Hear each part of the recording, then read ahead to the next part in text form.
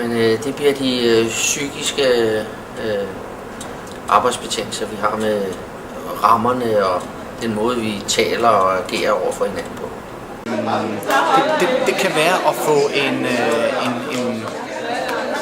arbejdsglæde, altså at folk føler, at det er sgu rart at komme på arbejde, at de er værdsatte blandt deres kolleger og ledelse, og at ledelse og kolleger er værdsat af dem, altså at man har det fællesskab, der skal til for at få tingene til at fungere,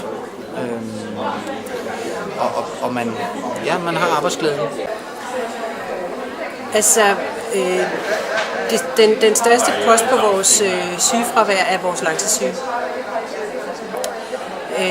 Så det er noget af det, vi skal arbejde med. Men så synes jeg, at 5-12 giver os mulighed for at have fokus på det psykiske arbejdsmiljø sådan generelt. Og det falder godt i tråd med trivselsundersøgelsen, som vi også arbejder med.